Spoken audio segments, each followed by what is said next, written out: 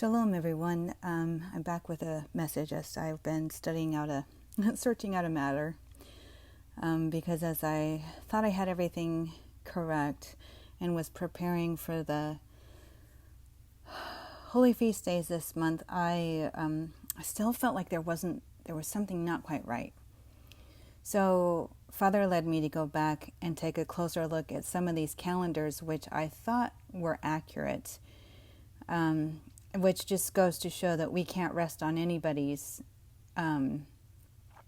interpretation or understanding or methodologies or what have you.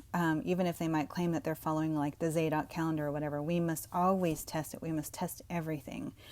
So I went back and I started testing it, and I found out that the website that I shared, the studythecalendar.com, I found out that they were actually counting the first month on the first sliver of the moon. That is not correct, because Father took me back to Enoch 77. He says, remember what I taught you about the moon phases? And he pointed this out to me about a year ago very clearly. And we're human, we kind of forget. That's why we always have to study. But he brought back to memory when I studied Enoch 77 about the moon phases. And so he took me to Enoch 77 verse 14, talking about the moon phase and when it is wholly extinguished, meaning when the moon is completely dark, its light is consumed in heaven. And on the first day, it is called the new moon. For on that day, light is received unto it. Okay, so it's completely, that first day is when the moon is completely dark. That is called the new moon, which is what we see marked in Scripture. The new moon is completely black, or when we see it on the scientific tables, the new moon is completely black. It is neither waxing nor waning. It is completely black. Okay, so again, down in verse 17, where light comes to the moon, there again it decreases until its light is extinguished, and the days of the moon pass away. So it's just like when we are beginning in our mother's womb, when we're first, the sperm and the egg meet in the darkness of the womb. That is when a new life is created. The new moon, it's in the black, it's in the dark. And that's why everything was in the dark before Yahuwah created light. Everything was in the dark, okay? So it lines up with Scripture. Now, so I went to the moongiant.com, which it clearly shows you the moon phases for the month. Because I was looking at this, and according to what I was seeing on the covenant calendar that I shared, it was saying that Feast of Trumpets was the 17th, when that first, the sliver, either the 16th to the 17th, right, when it was first spotted. But the new moon is when it's completely black.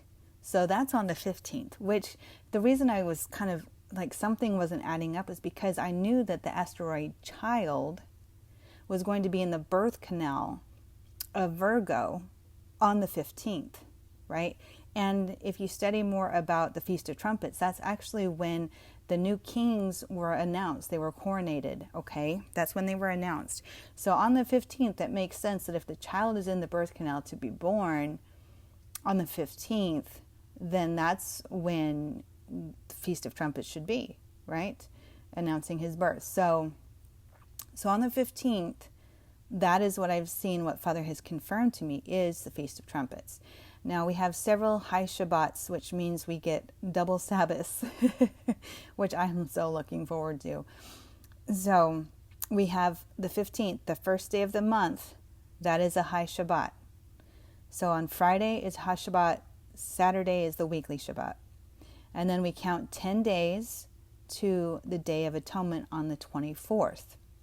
Okay, those 10 days between are called the days of awe, right? We still hold the weekly Sabbath, but we count 10 days till the Day of Atonement. And the Day of Atonement is a high Shabbat. Okay, so we get a double portion again there from weekly Shabbat to the Day of Atonement, which is high Shabbat. And then we count 5 days to the 29th, which will then begin the Feast of Tabernacles, or Sukkot, which is like the wedding feast of the Lamb. Yay, I'm excited.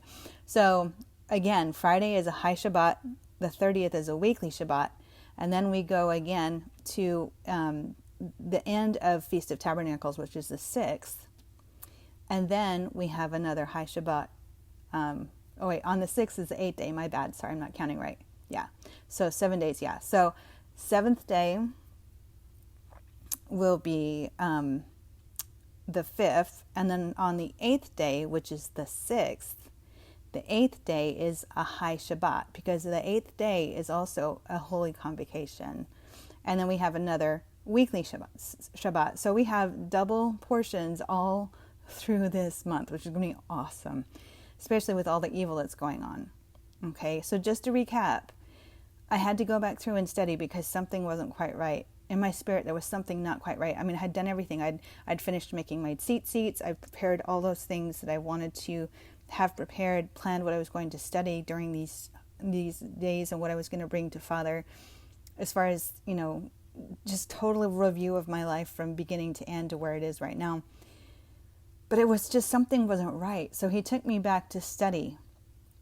And I've already scheduled days off and stuff, so now I'm going to have to adjust that too. But I know that it's worth the sacrifice. I know that being obedient is going to be worth it, especially this year. 2023 is a big, big, big, big, big year. This is it. We've really got to do our best to get it right, as best we can. So that's what he's led me to. I was strongly impressed to go back and study. And the confirmations, I believe, are this. The correct days line up with the moon phases, okay? The correct days line up with the moon phases. And the fact that the asteroid child will be in the birth canal of Virgo on the Feast of Trumpets that announces the king September 15th, okay? Read in Revelation 12. Now, the new moon, according to Enoch 77:14, is completely black and not the first sliver. Jubilee 6:36 through 37 is another confirmation where it says that the reason why when people are counting the first sliver of the month, they're going to be off. The calendar is going to be off. It's going to disturb the seasons, and it comes in a year from year to year, 10 days too soon. Okay? So for this reason, we have to make sure that we are counting correctly according to what Father has outlined in his word, and make sure that we can discern between the lies of the enemy that he's inserted all through the scripture by the lying pens of the scribes. So, just to sum this up real quick. Feast of Trumpets, Yom Teruah, on Friday, September 15th, is a High Shabbat.